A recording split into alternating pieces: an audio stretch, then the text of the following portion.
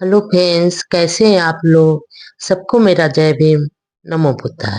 बुद्ध और उनका धम्म में आज का टॉपिक है निर्वाण संबंधी धम्मोपदेश। निर्वाण क्या है। नंबर एक बार भगवान बुद्ध सावस्ती में अनाथ पिंडक के जेत वनाराम में विहार कर रहे थे। वहीं पर भंते सारपुत्र भी ठहरे हुए थे। नंबर 2, तथागत ने भिक्षुओं को संबोधित करते हुए कहा, भिक्षुओं, तुम्हें धम्म का दा याद है, यानी उत्तराधिकारी बनना चाहिए, भौतिक वस्तुओं का नहीं, क्योंकि मेरे मन में तुम सब के लिए अनुकंपा है। इसलिए धर्मानुसार मैं चाहता हूं कि तुम ऐसे ही बनो। नंबर 3, इतना कहकर तथागत उठे और अपनी कुटी में चले गए। नंबर 4, बनते सारपुत्र पीछे रह गए। भिक्षु ने सारपुत्र से प्रार्थना की कि वह बताए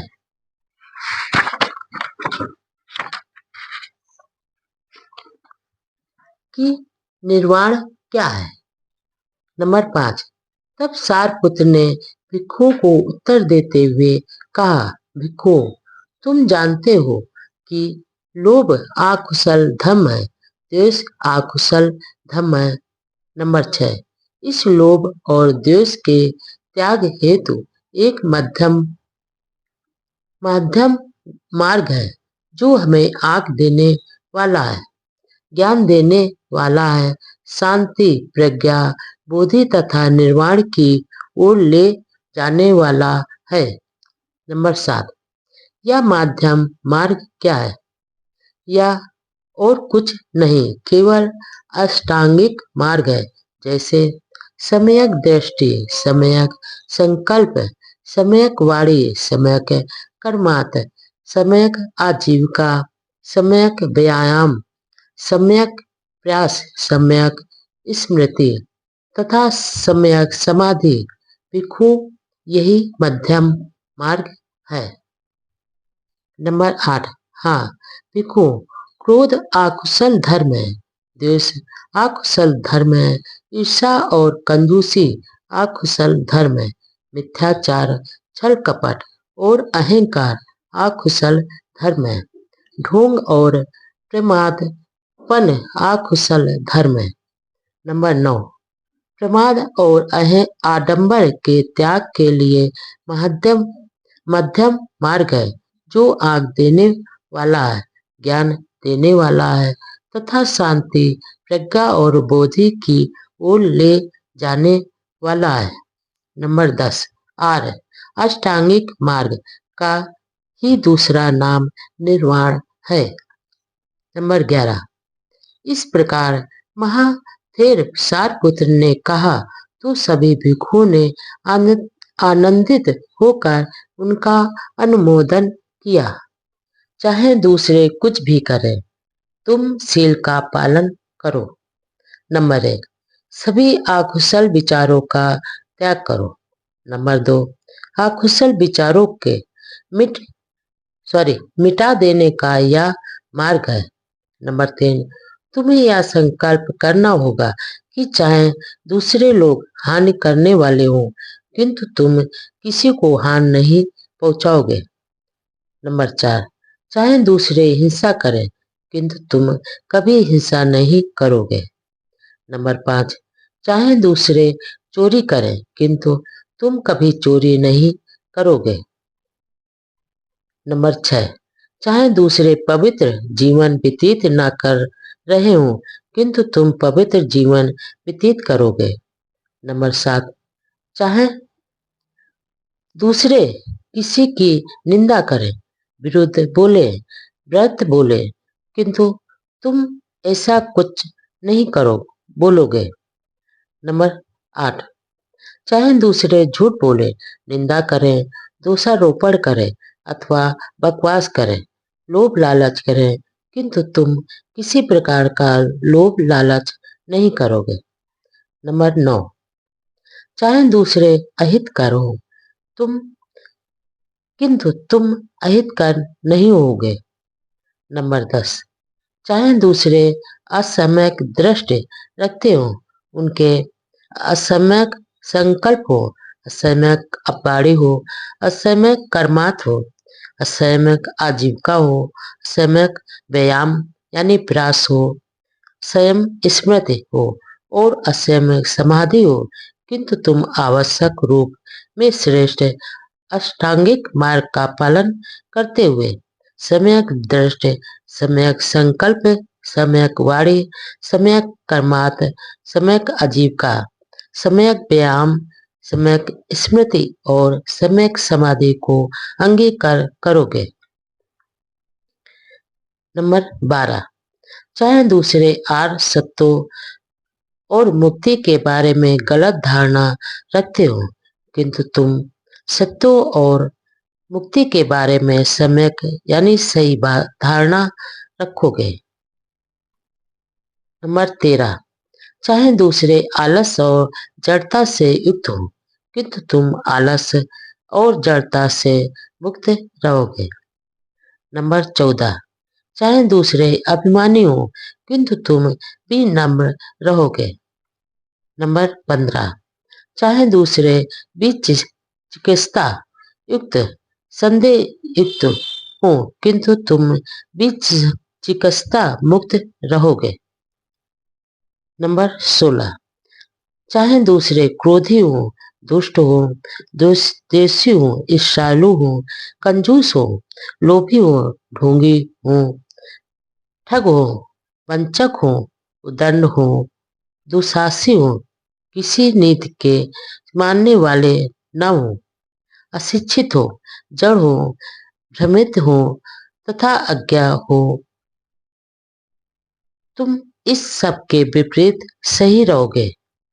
सन्मार्ग पर चलने के लिए किसी साथी की प्रतीक्षा आवश्यक नहीं। यदि अच्छा साथी नहीं मिले तो सन्मार्ग पर अकेले चलो।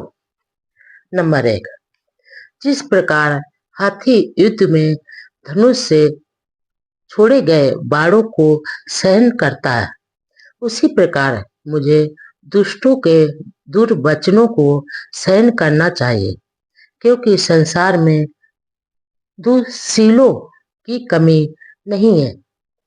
नंबर 2, हाथी को प्रशिक्षित करके उसे युद्ध में ले जाया जाता है। प्रशिक्षित यानी पालतू हाथी की पीठ पर राजा बैठता है, इसलिए प्राणियों में वही प्रशिक्षित यानी शांत व्यक्ति है, जिसे कोई कटु वचन विचलित नहीं करता। नंबर 3, प्रशिक्षित खच्चर अच्छे होते हैं। सिंधु नस्ल के प्रशिक्षित श्रेष्ठ अश्व अच्छे होते हैं। प्रशिक्षित बलशाली हाथी अच्छा होता है। स्वयं संयत व्यक्ति सभी प्राणियों में श्रेष्ठ होता है। नंबर 4, ऐसे श्रेष्ठ वाहन भी हमें निर्वाण पथ पर आगे ले जाने में सहायक नहीं हो सकते। हम स्वयं निर्भर, स्वयं संयत होकर ही निर्वाण पथ पर अग्रसर हो सकते हैं। नंबर 5, आप प्रमाद में रहकर आनंद प्राप्त करो। अपनी स्मृति के प्रति जागरूक रहो, कभी प्रमाद मत करो। स्वयं को कुपथ से हटाकर सुपथ पर लाओ, जैसे हाथी को दलदल से निकाल रहे हो। नंबर 6, यदि तुम्हें कोई श्रेष्ठ दृढ़ बुद्धिमान साथी मिल जाए तो अपनी सभी चिंताओं को छोड़कर उसके साथ प्रसन्नता पूर्वक विचरण करो। नंबर 7, यदि तुम्हें कोई श्रेष्ठ दृढ़ बुद्धिमान साथी नहीं मिले तो जिस प्रकार शत्रु द्वारा पीछा किए जाने पर राजा सीमा को छोड़कर चला जाता है, उसी प्रकार तुम भी जंगल में अकेले विचरण कर रहे हाथी की तरह एकांत में चले जाओ। नंबर 8, एकांत का जीवन उत्तम है। मूर्खों का साथ अच्छा नहीं हो सकता। अकेले रहो, कोई पाप कर्म मत करो, अल्प असत्ताओं के साथ अकेले रहो। जिस प्रकार जंगल में बलशाली हाथी अकेला विचरण करता है। देखें, सदाचरण में संपूर्णता कैसे प्राप्त की जाए। नंबर 1, एक समय जब भगवान बुद्ध श्रावस्ती में जेतवना राम में विराजमान थे, उनके पास 500 उपासक आए। उनमें से एक का नाम धम्मिक था। नंबर 2, धम्मिक ने तथागत से पूछा, किन आदर्शों द्वारा आपके श्रावक सदाचरण में पूर्णता प्राप्त करते हैं। नंबर 3, मैं आपसे यह प्रश्न इसलिए पूछता हूँ क्योंकि आप जन कल्याण के अनुपम शास्ता है। नंबर 4, प्रशिक्षित जैन लोग और परिवाजक आपसे पार नहीं पा सके। विद्वान आयु प्राप्त वृद्ध ब्राह्मण अन्य जन के साथ अपना मत व्यक्त करने के इच्छुक आपके सत्य वचन के अनुयायी बन जाते हैं। आपके द्वारा उपदिष्ट सत्य सूक्ष्म है, किंतु अत्यंत सुअख्यात है, जिसे सुनने के लिए सब लोग तरसते हैं। भगवान कृपा करके हमें इस प्रश्न का उत्तर दें।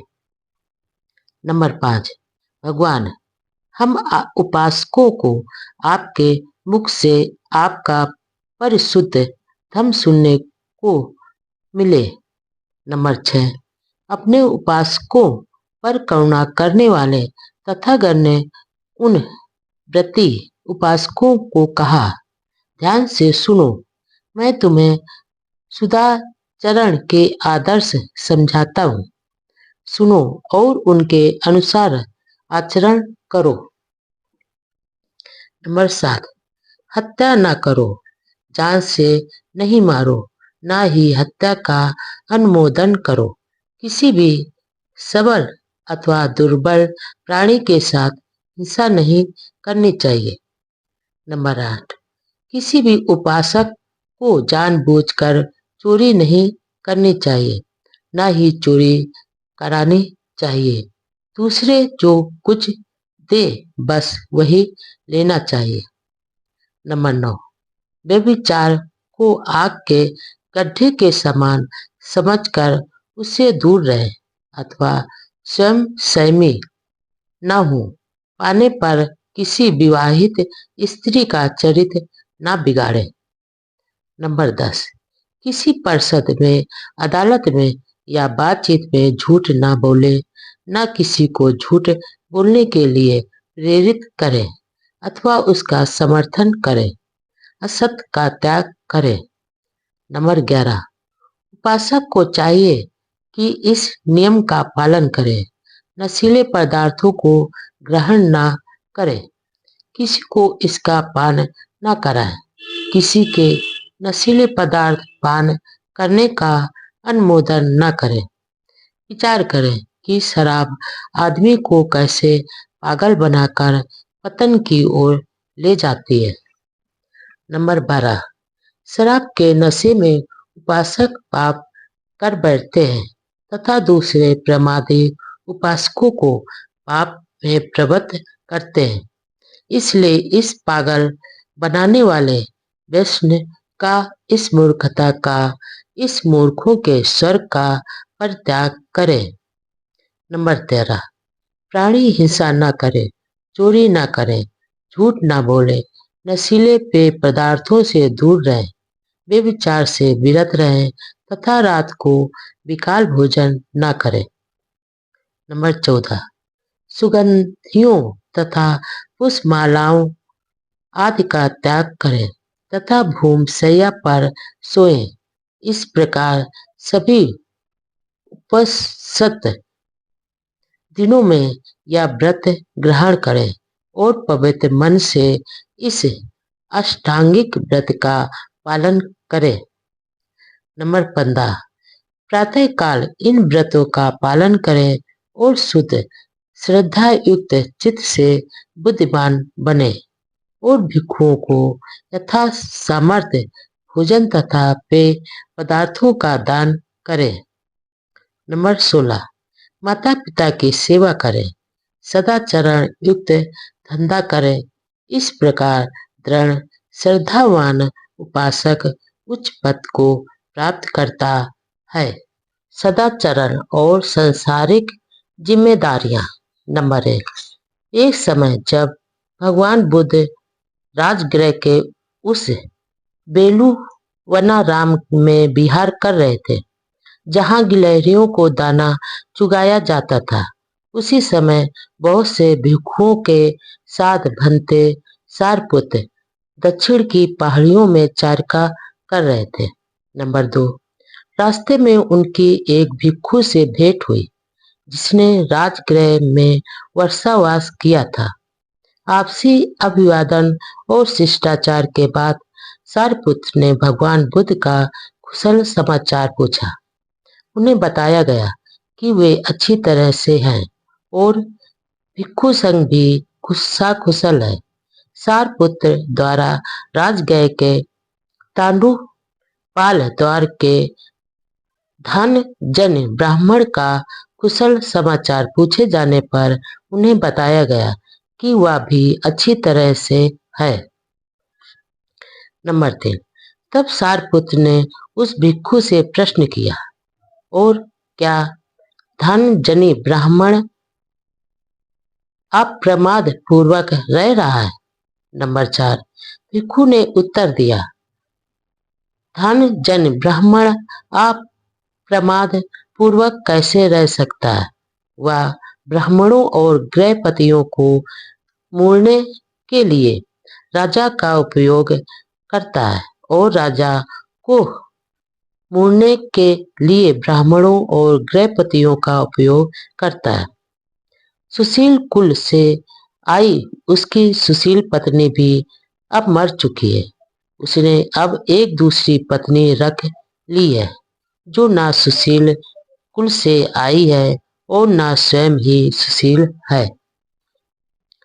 नंबर 5, भंते सारपुत्र बोले, धन जनी के प्रमाद के बारे में यह तो सचमुच बहुत बुरा समाचार सुनने को मिला। शायद कहीं किसी समय उससे भेंट हो जाए तो मैं उससे बातचीत करना पसंद करूंगा। नंबर 6, दक्षिण की पहाड़ियों में रह चुकने के बाद सारपुत्र चरका करते करते राजगृह पहुंचे और क्यों वना राम में ठहरे। नंबर 7, दूसरे दिन प्रातःकाल चिवर पहन और पात्र हाथ में ले सारपुत्र भिक्षाटन के लिए राजगृह में गए। उस समय धन जन ब्राह्मण नगर से बाहर अपनी गायों का दुहा जाना देख रहा था। नंबर 8, भिक्षाटन के पश्चात भोजन कर चुकने के बाद सारपुत्र ने उस ब्राह्मण को ढूंढ लिया। सारपुत्र को आता देख वह ब्राह्मण उन्हें मिलने के लिए आया और बोला कि भोजन से पूर्व यह दूध पीने का समय है।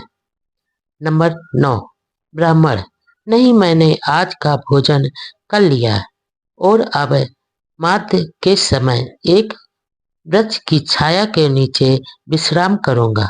मुझे मिलने के लिए आप वहां आना। नंबर 10, धन जने ने स्वीकार किया और स्वयं खाना खा चुकने के बाद सारपुत्र के पास आया और अभिवादन करके बैठ गया। नंबर 11, सारपुत्र ने ही बातचीत आरंभ की। धन जने, क्या मैं विश्वास करूं कि तुम में अप्रमाद, जिज्ञासा और सदाचरण है? नंबर 12, ऐसा कैसे हो सकता है जब अपनी खाने पीने की चिंता करने के अतिरिक्त मुझे अपने माता पिता, पत्नी और परिवार, दास और सेवकों का भरण पोषण करना पड़ता है। अपने परिचितों, मित्रों, रिश्तेदारों और अतिथियों का आतिथ्य करना पड़ता है। अपने मृत पितरों का श्राद्ध भी करना पड़ता है। देवताओं को भी बलि देनी पड़ती है और राजा को भी कर चुकाना पड़ता है। नंबर 13, धर्म जने, तुम क्या सोचते हो? मान लो कि एक आदमी ने अपने माता पिता के कारण न्याय और औचित्य का त्याग कर दिया है और दंडित किए जाने पर वह कहे कि माता पिता के कारण ही उसने न्याय और औचित्य का मार्ग छोड़ दिया, इसलिए उसे दंडित ना किया जाए। नंबर 14, नहीं, इन सभी अनुरोधों के बावजूद जेलर उसे जेल में डाल देगा। नंबर 5, क्या इससे उसे कोई लाभ होगा? यदि वह स्वयं की ओर से अथवा पत्नी और परिवार के हित का तर्क प्रस्तुत करते हुए कहे कि उनके कारण ही उसने न्याय और औचित्य के पद का त्याग कर दिया था। नंबर 16, नहीं। नंबर 17, क्या इससे उसे कोई लाभ होगा यदि उसके दास या दूसरे नौकर चाकर उसकी वकालत करें? नंबर 18, बिल्कुल नहीं। नंबर 19, अथवा उसके मित्र एवं परिचित उसकी वकालत करें? नंबर 20, बिल्कुल नहीं। नंबर 21, अथवा उसके रिश्तेदार एवं अतिथि उसकी वकालत करें? नंबर 22, बिल्कुल नहीं। नंबर 23, अथवा उसके मृत पितृगण ही उसकी वकालत करें कि उसने देवताओं को बलि देने के लिए या राजा को कर देने के लिए न्याय और औचित्य के मार्ग का त्याग कर दिया था। नंबर 24, बिल्कुल नहीं। नंबर 25, अथवा इससे कोई लाभ होगा यदि वह स्वयं या उसकी ओर से दूसरे वकालत करें कि उसने अपने खाने पीने और आराम के लिए न्याय और औचित्य का मार्ग छोड़ दिया। नंबर 26, नहीं। नंबर 27, धन जने, तुम क्या सोचते हो? दोनों में से कौन आदमी उत्तम है? क्या वह जो अपने माता पिता की खातिर न्याय और औचित्य का पथ त्याग देता है, अथवा वह जो उनकी चिंता न कर न्याय और औचित्य के पथ को नहीं त्यागता?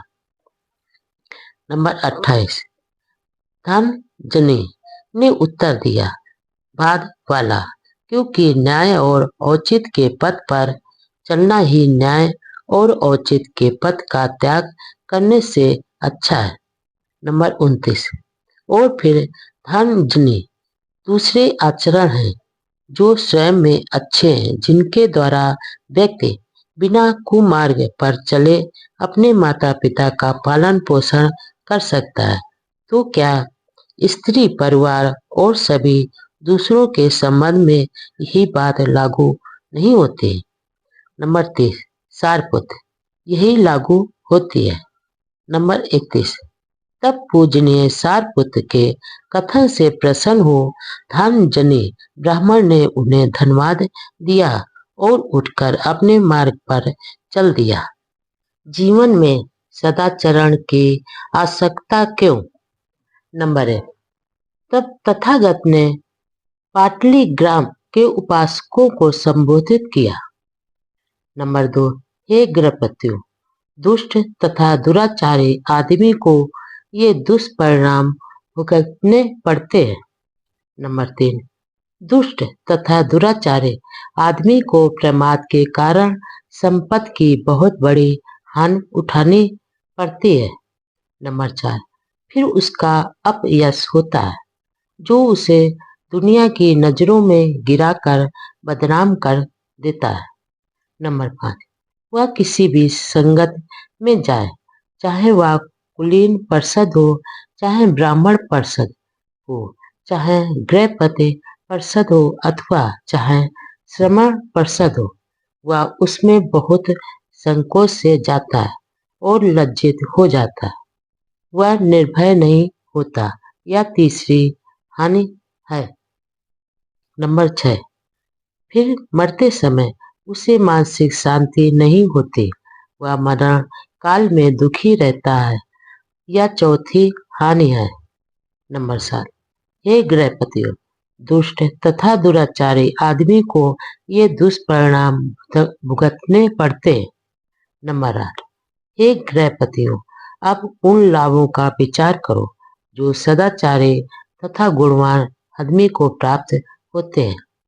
नंबर 9, जो सदाचारी आदमी गुणवान होकर रहता है उसके पास बहुत संपत्ति हो जाती है और यह उसके अपने प्रयास के कारण होती है। नंबर 10, तब उसका सुयश फैल जाता है, वह हर जगह सम्मानित होता है। नंबर 11, वह जिस किसी भी संगत में जाता है, चाहे वह कुलीन परिषद हो, चाहे ब्राह्मण परिषद हो, चाहे गृहपति परिषद हो अथवा श्रमण परिषद हो, वह उसमें साहस और विश्वास के साथ प्रविष्ट होता है। नंबर 12, फिर उसे मानसिक शांति प्राप्त रहती है। मरते समय वह चित्त की शांति के साथ शरीर त्यागता है। नंबर 13, मूर्ख आदमी पाप करते समय यह नहीं जानता कि वह पाप कर रहा है। उसके अपने पाप कर्म उसे अग्नि के समान जला देते हैं। नंबर 14, जो कोई किसी अहानिकार और निर्दोष व्यक्ति को दुख देता है, वह या तो भीषण विनाश को प्राप्त होता है, या उसका चित्त विक्षिप्त हो जाता है, या उसके नातेदारों की हानि होती है, या उसका सभी धन हानि को प्राप्त होता है। सदाचरण क्या है? नंबर 1, एक बार जब भगवान बुद्ध कौशल में महान भिक्षु संघ सहित भिक्षा हेतु चर्चा कर रहे थे, तो वह साला नमक एक ब्राह्मण ग्राम में पहुंचे। यह ग्राम कौशल जनपद में पड़ता था। नंबर 2, साला ग्राम के ब्राह्मण मुखियों ने सुना कि चर्चा करते हुए भगवान बुद्ध उनके कौशल जनपद में स्थित गांव में आए हैं। नंबर 3, उनको लगा कि भगवान बुद्ध के दर्शनार्थ जाना अच्छा है, इसलिए साला ग्राम के ब्राह्मण भगवान बुद्ध के पास गए और कुशल क्षेम पूछकर एक ओर बैठ गए। नंबर 4, उन्होंने तथागत से प्रार्थना की, कृपया बताएं कि सदाचरण का क्या अर्थ है। नंबर 5, ब्राह्मणों से भगवान बुद्ध ने कहा, शरीर के 3 दुराचरण होते, वाणी के 4 दुराचरण होते और मन के 3 दुराचरण होते हैं। नंबर 6, जहां तक शरीर के दुराचरण की बात है, एक आदमी रक्त रंजित हाथों से शिकारी की तरह हत्यारा होते हुए प्राणियों के प्रति निर्दयी होकर हत्या करता है,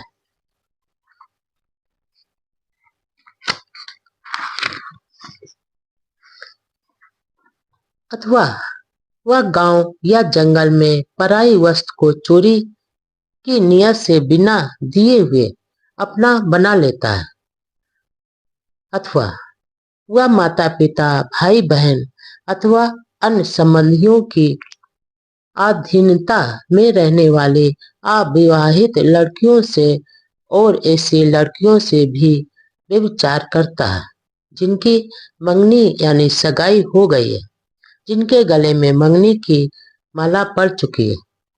नंबर 7, जहां तक वाणी के दुराचरण की बात है, वह झूठ बोलता है जब उसे सभा के सामने या ग्राम पंचायत के सामने या परिवार परिषद के सामने या राजकीय परिषद के सामने या अपनी श्रेणी के सामने साक्षी देने के लिए कहा जाए, तो वह न जानते हुए कहता है कि मैं जानता हूँ, जानता हुआ कहता है कि मैं नहीं जानता हूँ, न देखे हुए कहता है कि मैंने देखा है, और देखे हुए भी कहता है कि मैंने नहीं देखा। वह अपने हित में किसी दूसरे के हित में अथवा किसी लोग के कारण जानबूझकर झूठ बोलता है, अथवा वह एक चुगलखोर हो सकता है। यहाँ सुनी और वहां जाकर कह दे, ताकि यहाँ के लोगों और वहां के लोगों का झगड़ा हो जाए, अथवा वह सुनी और यहाँ कह दे ताकि यहाँ के लोगों और वहां के लोगों का झगड़ा हो जाए। वह शांति को भंग करने वाला और क्रोध पैदा करने वाला होता है। झगड़ा बढ़ाने की नियत से ही वह बोलता है। झगड़ा कराने में ही उसे आनंद आता है, मजा आता है, प्रसन्नता होती, अथवा वह जुबान का कड़वा हो सकता है। जो कुछ वह बोलता है वह अप्रिय और कठोर होता है, दूसरों के दिलों को घायल करने वाला, दूसरों को दुख पहुंचाने वाला, क्रोध को पैदा करने वाला और व्याकुलता पैदा करने वाला होता है। अथवा वह बहुत बोलने वाला हो सकता है, व्यर्थ की बात करते रहने वाला, हानिकारक बात करने वाला, कभी नीति की बात न करने वाला, सदा ही तुच्छ, असामयिक, उद्देश्यहीन तथा निष्प्रयोजन और अलाभकारी बात करने वाला होता है। नंबर 8, जहां तक मन के दुराचरण की बात है, एक आदमी लोभी हो सकता है। वह यह लोभ करता है कि दूसरे लोगों की समस्त संपत्ति उसी की हो जाए, अथवा वह देशी और हृदय से दुष्ट हो सकता है। वह यह इच्छा कर सकता है कि उसके आसपास के सभी प्राणी मारे जाएं, नष्ट हो जाएं, विध्वस्त प्राप्त हो जाएं और अस्त विहीन हो जाएं, अथवा वह मिथ्या दृष्टि हो सकता है, मिथ्या धाराओं वाला हो सकता है। वह यह मानता है कि दान, त्याग, यज्ञ अथवा दक्षिणा जैसी कोई चीज नहीं, शुभ अशुभ कर्मों के फल जैसी कोई चीज नहीं, लोक परलोक जैसी कोई चीज नहीं, माता पिता या दूसरे संबंधी जैसी कोई चीज नहीं, और संसार में ऐसे श्रमण ब्राह्मण नहीं है जिन्होंने सम्यक मार्ग ग्रहण कर या सम्यक मार्ग पर चलकर इस लोक तथा परलोक का अर्थात ज्ञान प्राप्त किया हो और दूसरों को भी कराया हो। नंबर 9, इनके विपरीत शरीर के 3 सदाचरण और गुण हैं, वाणी के 4 सदाचरण हैं और मन के 3 सदाचरण हैं। नंबर 10, जहां तक शारीरिक सदाचरण की बात है, एक आदमी जीव हिंसा से विरत रहता है, हर तरह की प्राणी हिंसा से विरत रहता है। वह दंड त्यागी, खड्ग त्यागी, निष्पाप होता है, दयालु होता है। उसके मन में हर प्राणी के लिए करुणा और अनुकंपा रहती है। वह चोरी का त्याग करता है। वह दूसरों की किसी ऐसी चीज को नहीं लेता जो उसे दी ना गई हो। वह ईमानदारी का जीवन व्यतीत करता है। वह काम भोग संबंधी मिथ्याचार से दूर रहता है। वह ऐसी लड़कियों से सहवास नहीं करता जो माता पिता, भाई बहन अथवा अन्य संबंधियों की अधीनता में रहने वाले अविवाहित हों, और ऐसी लड़कियों से भी जिनकी सगाई हो गई हो एवं जिनके गले में सगाई की माला पड़ चुकी हो। नंबर 10, जहां तक वाणी के सदाचरण की बात है, एक आदमी झूठ का त्याग करता है, झूठे से विरत रहता है। जब उसे सभा के सामने या ग्राम पंचायत के सामने या परिवार परिषद के सामने या राजकीय परिषद के सामने या अपने संघ के सामने साक्षी देने के लिए कहा जाता है, तो वह न जानते हुए कहता है कि मैं नहीं जानता हूँ, जानते हुए कहता है कि मैं जानता हूँ, नहीं देखा होता तो कहता है कि मैंने नहीं देखा, देखा हो तो कहता है कि मैंने देखा है। वह अपने हित में या दूसरे लोगों के हित में अथवा किसी तुच्छ लाभ के कारण जानबूझकर झूठ नहीं बोलता, वह झूठी निंदा नहीं करता, वह वहां सुनी को यहाँ नहीं कहता, जिससे वहां के लोगों और यहाँ के लोगों में झगड़ा हो जाए। सौहार्द को बढ़ाने वाला और मैत्री को स्थापित करने वाला होता है। शांति स्थापित करने के उद्देश्य से ही वह बोलता है। मेल मिलाप कराने में ही उसे आनंद आता है, प्रसन्नता होती और हर्ष होता है। उसकी बाणी में कड़वाहट नहीं होती और वह कटु बात से दूर रहता है।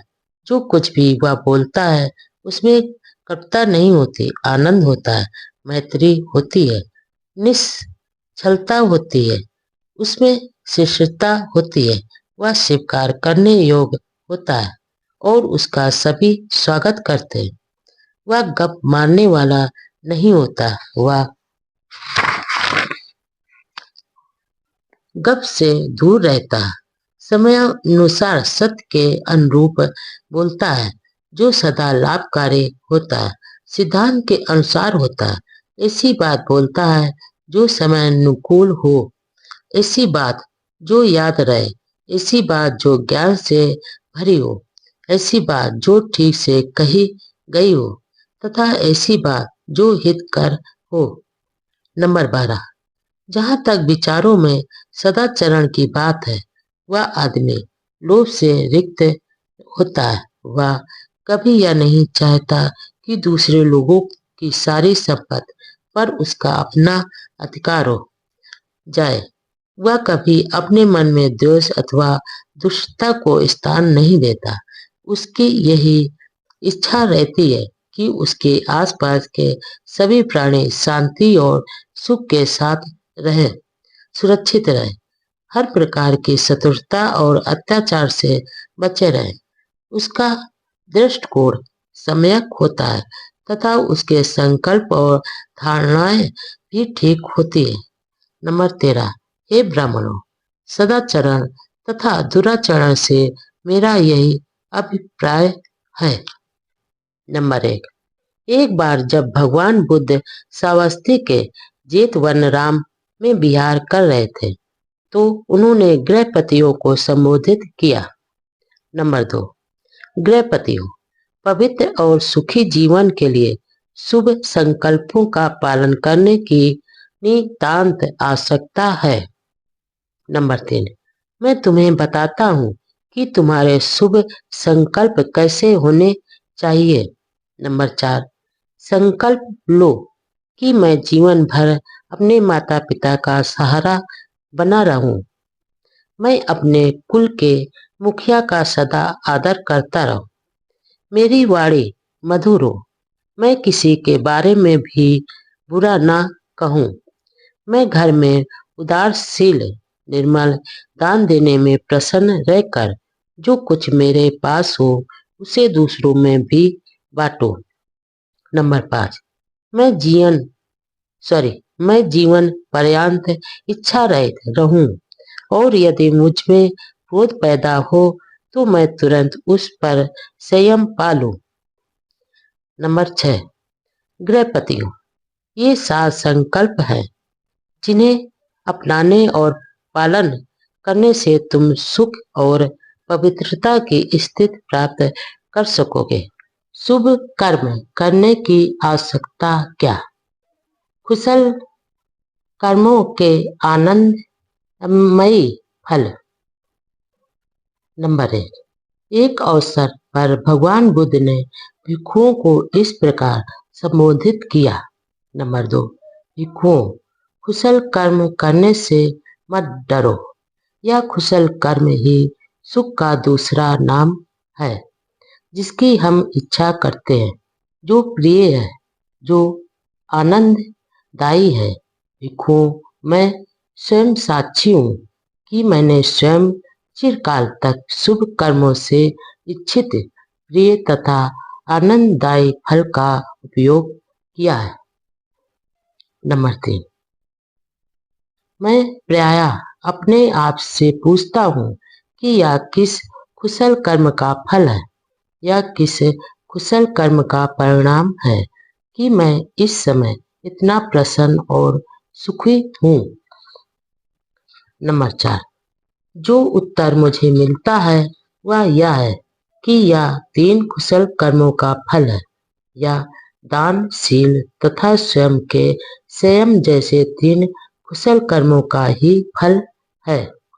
नंबर 5, वह मंगल, आनंदमय, सुख भरा, धन और अच्छा दिन होता है। शुभ समय होता है जब दान के योग व्यक्ति को दान दिया जाता है। जब शुभ कर्म, शुभ वचन तथा शुभ विचारों, शुभ आकांक्षाओं के परिणाम स्वरूप ऐसे अभ्यास करने वालों को शुभ फल की प्राप्ति होती है।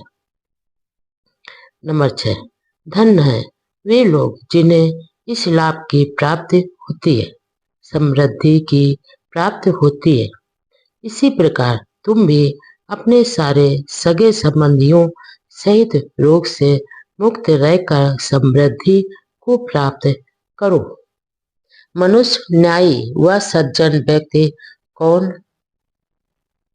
नंबर 1, भिक्षुओं को संबोधित करते हुए भगवान बुद्ध ने कहा, 4 प्रकार के लोग होते हैं जिनका भेद तुम्हें जानना चाहिए।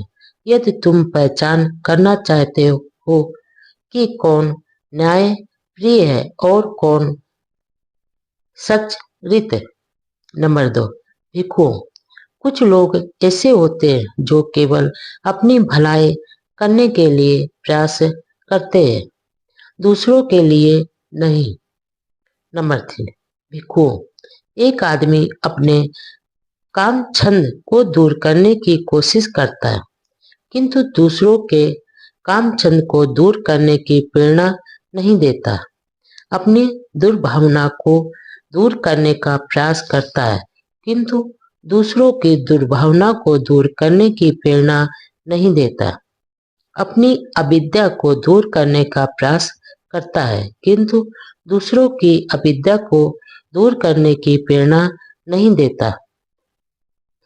नंबर 4, भिक्षुओं, एक आदमी वास्तव में अपनी भलाई के लिए ही प्रयत्नशील रहता है किंतु दूसरों की भलाई के लिए नहीं। नंबर 5, भिक्षुओं, एक वर्ग ऐसे लोगों का होता है जो दूसरों की भलाई करने में ही लगे रहते हैं, अपनी भलाई में नहीं। नंबर 6, भिक्षुओं, एक आदमी अपने काम छंद यानी काम वासना, व्यापाद तथा अविद्या को दूर करने की कोशिश नहीं करता किंतु दूसरों को काम छंद, व्यापाद तथा अविद्या दूर करने का उपदेश देता है। नंबर 7, भिक्षुओं, एक आदमी वास्तव में दूसरों की भलाई करने में लगा रहता है, अपनी नहीं। नंबर 8, भिक्षुओं, एक वर्ग ऐसे लोगों का होता है जो ना अपनी भलाई करने की कोशिश करता है और ना दूसरों की ही भलाई करने की कोशिश करता है।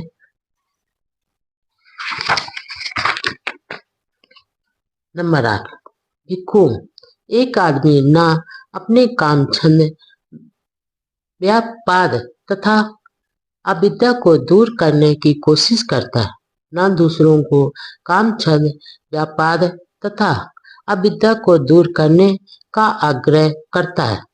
नंबर 10, भिक्षुओं, यह आदमी ना अपनी भलाई करने की कोशिश करता और ना ही दूसरों की। नंबर 11, भिक्षुओं, कुछ लोग ऐसे होते हैं जो अपनी भलाई करने की कोशिश तो करते हैं किंतु दूसरों की भलाई करने की कोशिश भी करते रहते हैं। नंबर 12, भिक्षुओं, एक आदमी अपने काम छंद, व्यापाद तथा अविद्या को दूर करने की ही कोशिश करता है तथा दूसरों से भी काम छंद, व्यापाद तथा अविद्या दूर करने का आग्रह करता है। नंबर 13, भिक्षुओं, ऐसा आदमी अपनी भलाई करने की भी कोशिश करता है तथा दूसरों की भलाई करने की भी कोशिश करता है। नंबर 14, यह अंतिम आदमी ही न्यायी और सज्जन माना जाना चाहिए। प्रबुद्ध आदमी बुद्ध, एक प्रबुद्ध पुरुष। नंबर 1, एक बार भगवान बुद्ध उक्कठ और सेतब नामक दो नगरों के बीच के महापथ पर जा रहे थे। उसी समय द्रोण नामक ब्राह्मण भी उक्कठ और सेतब दो नगरों के बीच के महापथ पर आ पहुंचा। नंबर 2, उसी समय तथागत ने सड़क छोड़ दी और एक वृक्ष के नीचे जाकर पद्मासन लगाकर बैठ गए। तब द्रोण ब्राह्मण भी उनके चरण चिन्हों को देखता हुआ वहां जा पहुंचा, जहां तथागत उस वृक्ष के नीचे देदी पे मान शांत मुद्रा में संयतेंद्रिय शांत चित्त पूर्ण संयत और शक्ति संपन्न बैठे थे। यह देख द्रोण ब्राह्मण तथागत के पास पहुंचा। नंबर 3, पास पहुंचकर उसने प्रश्न किया, क्या आप पूज्य देवता नहीं हैं? ब्राह्मण, वास्तव में मैं देवता नहीं हूं। क्या तथागत आप गंधर्व नहीं हैं? ब्राह्मण, वास्तव में मैं गंधर्व नहीं हूं। तब तथागत आप यक्ष नहीं हैं? ब्राह्मण, वास्तव में मैं यक्ष नहीं हूं। आप तथागत मनुष्य नहीं हैं? ब्राह्मण, वास्तव में मैं समान आदमी नहीं हूं। नंबर 4, तथागत के ये उत्तर सुनकर द्रोण ब्राह्मण बोला, जब आपसे पूछा जाता है कि क्या आप देवता हैं तो आप उत्तर देते हैं नहीं। जब आपसे प्रश्न किया जाता है कि क्या आप गंधर्व हैं तो आप कहते हैं नहीं। जब आपसे प्रश्न किया जाता है कि क्या आप यक्ष हैं तो आप कहते हैं नहीं। जब आपसे प्रश्न किया जाता है कि क्या आप मनुष्य हैं, आप कहते हैं नहीं। तब तथागत आप कौन हो सकते हैं? नंबर 5, ब्राह्मण, मैं अर्थात मैं एक देव, एक गंधर्व, एक यक्ष, एक मानव ही होता यदि मैंने अपने आश्रयों मलों का क्षय नहीं किया होता। मैंने इन आश्रयों को जड़ मूल से काट दिया है। ये उस कटे ताड़ वृक्ष के समान हो गए जिसका आधार ही नष्ट हो गया हो, जिसकी जड़ पुनः नहीं निकल सकती और जो फिर से अस्तित्व में नहीं आ सकता। नंबर 6, जिस प्रकार कमल अथवा पानी की कुमुदनी पानी यानी कीचड़ में उत्पन्न होते हैं, पानी में बढ़ते हैं, पानी से बाहर निकल आते हैं और फिर पानी से अलग निष्कलंक होकर रहते हैं, इसी प्रकार हे ब्राह्मण, मैं संसार में उत्पन्न हुआ हूँ, संसार में बड़ा हुआ हूँ, किंतु अब संसार को जीतकर संसार से अलग निष्कलंक होकर रहता हूँ। नंबर 7, इसलिए हे ब्राह्मण, अब तुम मुझको बुद्ध, प्रबुद्ध पुरुष जानो। संसार में सबसे श्रेष्ठ व्यक्ति कौन? नंबर 1, चारका करते समय अपनी चर्या के अनुसार भगवान बुद्ध ने साथ साथ चल रहे भिक्षुओं को यह उपदेश दिया। नंबर 2, भिक्षुओं को संबोधित करते हुए भगवान बुद्ध ने कहा, भिक्षुओं, इस संसार में 4 तरह के लोग पाए जाते हैं। नंबर 3, नंबर 1, जिसने ना कभी अपनी भलाई और ना किसी दूसरे की भलाई के लिए प्रयास किया है। नंबर 2, जिसने दूसरों का भला तो किया है किंतु अपना भला नहीं किया। नंबर 3, जिसने अपना भला किया है किंतु दूसरों का भला नहीं किया, तथा नंबर 4, जिसने अपनी तथा दूसरों की भलाई के लिए प्रयास किया है। नंबर 4, जिसने न कभी अपनी भलाई और न ही दूसरों की भलाई के लिए प्रयास किया है, वह शमशान की उस लकड़ी की तरह है जो दोनों सिरों से जल रही और जिसके बीच में गोबर लगा है। उसने ना ही गांव में और ना ही जंगल में कोई अग्नि जलाई। ऐसा आदमी संसार के लिए व्रत होता है, अपने लिए भी व्रत ही होता है। नंबर 5, जो अपनी हानि करके दूसरों के उपकार के लिए प्रयास करता है, वह दोनों में अधिक अच्छा और प्रतिष्ठित होता है। नंबर 6, लेकिन भिक्षुओं, चारों तरह के आदमियों में सबसे श्रेष्ठतम, उत्तम और अग्रणी वही होता है जिसने दूसरों की भलाई के लिए प्रयास करने के साथ साथ अपनी भलाई के लिए भी प्रयास किया है।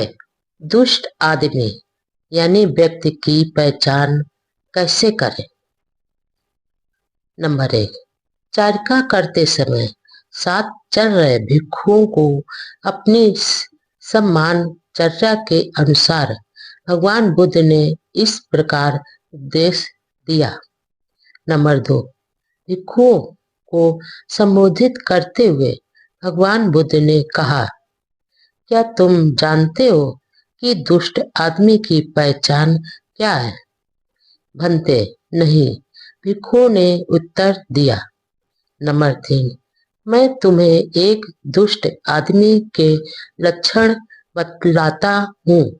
नंबर 4, कोई कोई आदमी ऐसा होता है जो पूछे जाने पर तो कहना ही क्या, बिना पूछे ही दूसरों के अवगुणों को बताता फिरता है, लेकिन पूछे जाने पर, प्रश्न किए जाने पर वह बिना ढके, बिना दबाए दूसरों के अवगुणों को बहुत विस्तार से बताता है।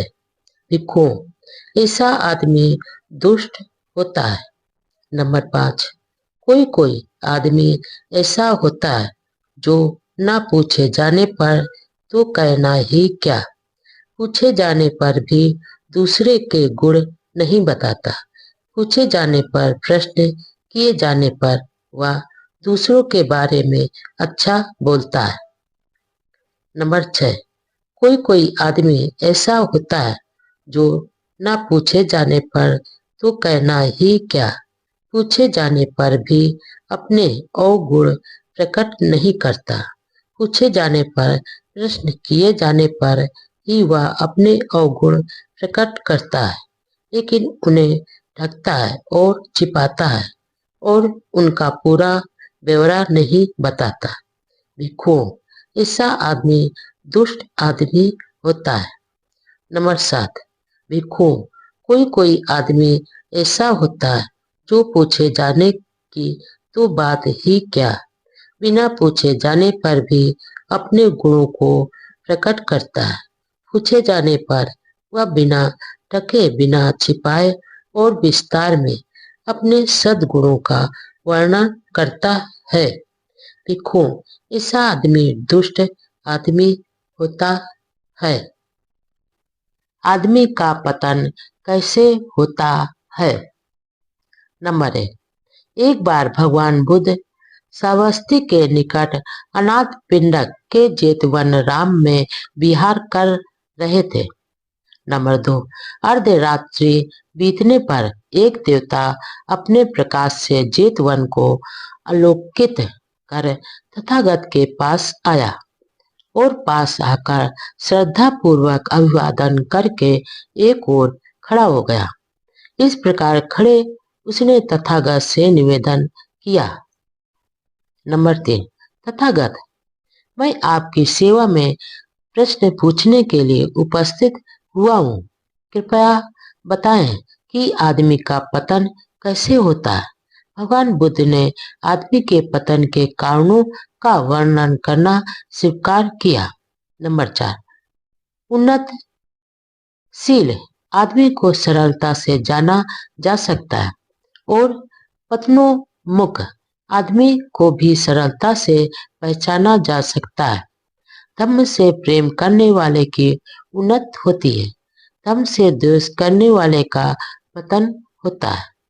नंबर 5, असत पुरुष उसे अच्छे लगते हैं, सत्पुरुष में उसे कुछ भी अच्छा नहीं लगता। वह असत पुरुषों के धर्म को पसंद करता है। यह उसके पतन का दूसरा कारण है। नंबर 6, वह निर्दयलु होता है। उसे वही समाज यानी लोग अच्छे लगते हैं जो परिश्रमी नहीं होते, सुस्त होते हैं और क्रोध प्रदर्शित करते हैं। यह उसके पतन का तीसरा कारण है। नंबर 7, धनी और समर्थ होकर भी अपने वृद्ध माता पिता का पालन पोषण नहीं करता। यह उसके पतन का चौथा कारण है। नंबर 8, जो झूठ बोलकर किसी भले आदमी, ब्राह्मण अथवा श्रमण को या किसी साधु को धोखा देता है, यह उसके पतन का पांचवा कारण है। नंबर 9, जो बहुत संपत्ति का स्वामी होता है, जिसके पास बहुत धन होता है, लेकिन जो अकेला ही उसका आनंद भोगता है, यह उसके पतन का छठा कारण है। नंबर 10, जो आदमी अपनी जात यानी जन्म, धन या गोत्र पर अभिमान करता है और अपने संबंधियों का तिरस्कार करता है, यह उसके पतन का सातवां कारण है। नंबर 11, जो आदमी विलासी है, शराबी है, जुआरी है और उसके पास जो कुछ है उसका अपव्यय करता है और लुटाता है, यह उसके पतन का आठवां कारण है। नंबर 12, जो अपनी पत्नी से संतुष्ट न रहकर वेश्याओं पर तथा स्त्रियों के पास जाता है, यह उसके पतन का नवा कारण है। नंबर 13, जब वृद्ध व्यक्ति नव युवती को घर ले आता है तो उसकी ईर्ष्या के कारण वह चैन से नहीं सो सकता, यह उसके पतन का 10वां कारण है। नंबर 14, जो किसी असहमी फिजूल खर्च स्त्री अथवा आदमी को अपनी संपत्ति का अधिकारी बना देता है, यह उसके पतन का 11वां कारण है। नंबर 15, जो क्षत्रिय कुल में जन्मा, अल्प साधन रखने वाला है, किंतु बहुत महत्वाकांक्षी होने के कारण राज की अभिलाषा रखता है, यह उसके पतन का 12वां कारण है। नंबर 16, हे देव, पतन के इन कारणों को जान ले और यदि तू इन पर विजय प्राप्त कर लेगा तो तू सुरक्षित रहेगा। पति और पत्नी के बीच मधुर संबंध। नंबर 1, एक समय भगवान बुद्ध मथुरा और बेरजा के बीच महापथ पर पहुंचे। बहुत से गृहस्थ तथा उनकी पत्नियां भी मथुरा और बेरजा के बीच महापथ पर पहुंचे। नंबर 2, उस समय भगवान बुद्ध सड़क को छोड़कर एक वृक्ष के नीचे जा विराजमान हुए। इन गृहस्थों और उनकी पत्नियों ने भगवान बुद्ध को वृक्ष के नीचे बैठे देखा। नंबर 3, यह देखकर वे वहां पहुंचे जहां तथागत विराजमान थे।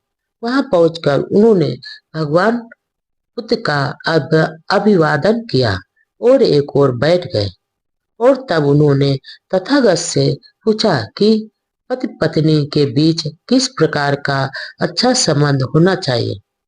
इस प्रकार बैठे हुए उन गृहस्थों तथा उनकी पत्नियों से भगवान बुद्ध ने कहा। नंबर 4, गृहपतियों, पति पत्नी के साथ रहने के 4 रूप होते हैं। एक दुष्ट पुरुष एक दुष्ट स्त्री के साथ रहता है, एक दुष्ट पुरुष एक देवी के साथ रहता है, एक देव एक दुष्ट स्त्री के साथ रहता है और एक देव एक देवी के साथ रहता है। नंबर 5, गृहपति। एक पति हत्या करता है, चोरी करता है, व्यभिचार करता है, झूठ बोलता है, नशीली चीजें पीता है, दुष्ट है, पापी है, धन लोलुप है, मन से ग्रस्त जीवन व्यतीत करता है और सदाचारियों को गालियां देता है और दुर्वचन बोलता है।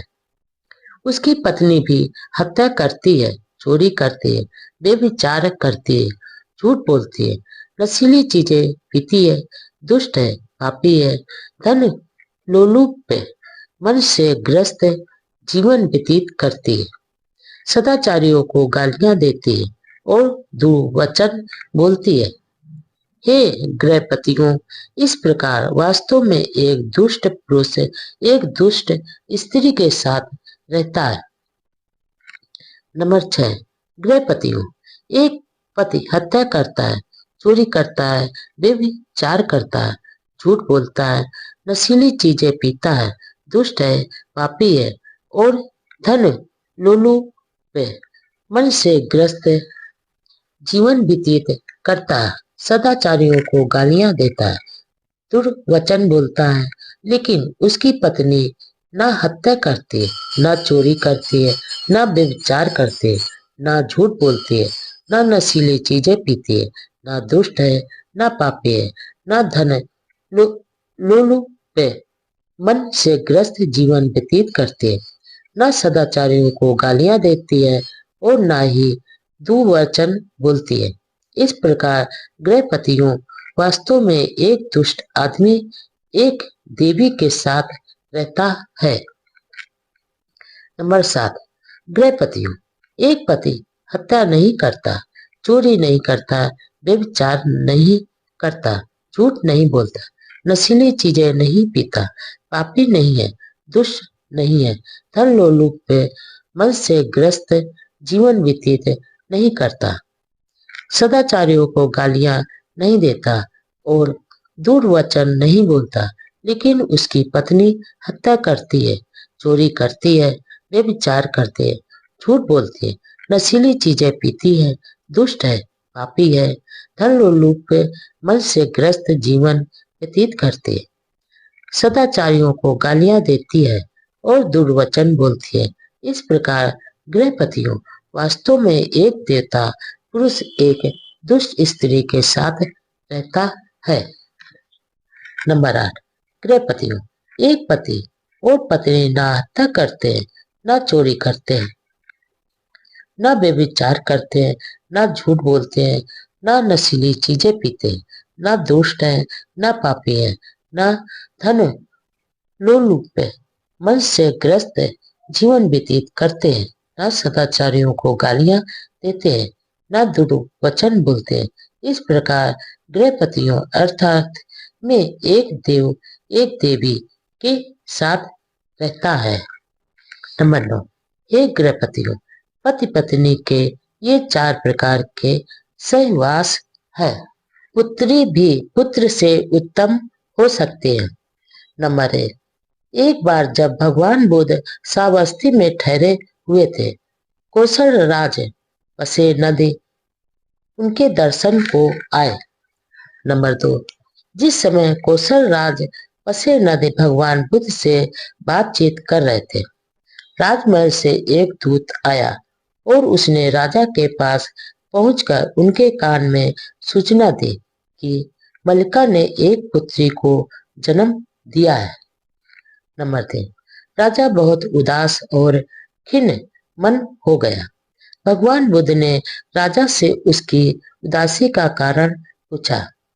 नंबर 4, राजा ने उत्तर दिया कि उसे अभी भी एक दुखदायी समाचार मिला है कि रानी ने एक पुत्री को जन्म दिया है। नंबर 5, इस पर भगवान बुद्ध ने विवेकशीलता से उस बारे में कहा, महाराज, यह हो सकता है कि पुत्री एक पुत्र से कहीं अधिक उत्तम संतान सिद्ध हो। वह बड़ी होकर बुद्धिमती हो, सुशील हो और उसकी सास को एक सच्ची और आदर करने वाली बहू प्राप्त हो। नंबर 6, हो सकता है कि जिस पुत्र को वह जन्म दे वह महान कार्य करे, विशाल साम्राज्य का शासक हो। ऐसी श्रेष्ठ पत्नी का पुत्र अपने देश का मार्गदर्शक बन जाए। तथागत की देशनाएं, गृहस्थों के लिए धर्मोपदेश, गृहस्थ जीवन के सुख का रहस्य। नंबर 1, एक बार अनाथ पिंडक वहां आए जहां भगवान बुद्ध विराजमान थे। बुद्ध का अभिवादन करके वह एक ओर बैठ गए। नंबर 2, अनाथ पिंडक यह जानने की इच्छुक थे कि गृहस्थ कैसे सुखी रह सकता है। नंबर 3, इसलिए अनाथ पिंडक ने भगवान बुद्ध से प्रार्थना की कि वे उसे गृहस्थ जीवन के सुख का रहस्य समझाएं। नंबर 4, भगवान बुद्ध ने कहा कि पहला सुख तो संपत्ति के स्वामित्व का होता है। एक गृहस्थ के पास संपत्ति होती है जिसे वह बहुत परिश्रम से, बाहुबल से पसीना बहाकर, ईमानदारी एवं न्यायसंगत ढंग से एकत्र करता है। यह सोचकर उसे प्रसन्नता होती है कि उसके पास ईमानदारी से अर्जित धन है। नंबर 5, दूसरा संपत्ति के भोगने का सुख। एक गृहस्थ के पास बहुत परिश्रम से, बाहुबल से पसीना बहाकर, ईमानदार से कमाया हुआ धन होता है जिसका वह भोग करता है या पूर्ण कर्म करता है। इस प्रकार यह सोचकर उसे प्रसन्नता होती है कि वह ईमानदारी से अर्जित अपने धन से पूर्ण कर्म कर रहा है। नंबर 6, तीसरा सुख ऋण से मुक्त होने का है। जिस ग्रस्त को किसी का कम या अधिक ऋण नहीं देना होता, उसे यह सोचकर प्रसन्नता होती है कि उसे किसी का भी कुछ देना नहीं है। नंबर 7, चौथा सुख दोष मुक्त होने का है। एक ग्रस्त शारीरिक कर्म से दोष रहित होता है, वाणी से तथा विचार से दोष रहित होता है। उसे दोष रहित होने की प्रसन्नता होती है। नंबर 8, अनाथ पिंडक, वास्तव में ये 4 प्रकार के सुख ऐसे हैं जिनके लिए यदि एक ग्रस्त प्रयत्नशील रहे तो वह उन्हें सतत प्राप्त करता रहता है। सम्यक मार्ग का अनुसरण।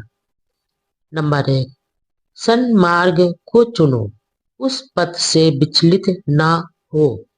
नंबर 2, वैसे तो पथ बहुत से हैं किंतु सभी सन्मार्ग की ओर नहीं जाते। नंबर 3, सन्मार्ग थोड़े से ही लोगों को सुखी बनाने के लिए नहीं है बल्कि सभी को सुखी बनाने के लिए है। नंबर 4, या यदि में कल्याणकारी होना चाहिए, मध्य में कल्याणकारी होना चाहिए और अंत में कल्याणकारी होना चाहिए। नंबर 5, सन्मार्ग पर चलने का अर्थ है बौद्ध जीवन मार्ग पर चलना। नंबर 6, मार्गों में अष्टांगिक मार्ग ही सर्वश्रेष्ठ है। सत्यों में 8 सत्य सर्वश्रेष्ठ है। शीलों का राग रहित होना सर्वश्रेष्ठ है और सर्वश्रेष्ठ पुरुष वह है जो देखने को चश्मान है। नंबर 7, यही एक मार्ग है, प्रज्ञा की विशुद्धि का दूसरा मार्ग नहीं है, इसलिए इसी पथ का अनुसरण करो। नंबर 8, यदि तुम इस मार्ग पर चलोगे तो दुख का अंत कर सकोगे। मैंने जब दुख रूपी कांटे को शरीर से निकालने की सम्यक जानकारी प्राप्त कर ली, तभी मैंने इस मार्ग का उपदेश दिया। नंबर 9, तुम्हें स्वयं प्रयास करना होगा। तथागत तो केवल पथ प्रदर्शक है। नंबर 10, सभी संस्कार यानी निर्मित पदार्थ अनित्य नाशवान है। जब प्रज्ञा से कोई इसे जानता और देखता है तो वह दुख का अंत करता है। नंबर 11, सभी धर्म नाथ में है। जब कोई प्रज्ञा से इसे जानता और देखता है तो उसे दुख से मुक्ति प्राप्त होती है। नंबर 12, जो उत्साहपूर्वक कार्य करने के समय उत्साहपूर्वक कार्य नहीं करता, जो तरुण और सशक्त होने पर भी अत्यंत आलसी रहता है, जिसकी संकल्प शक्ति और विचार शिथिल है, ऐसा प्रमाद युक्त आदमी कभी प्रज्ञावान नहीं हो सकता। नंबर 13, वाणी पर ध्यान दें, विचारों को संयत रखें तथा शरीर से कोई दुष्कर्म नहीं करें।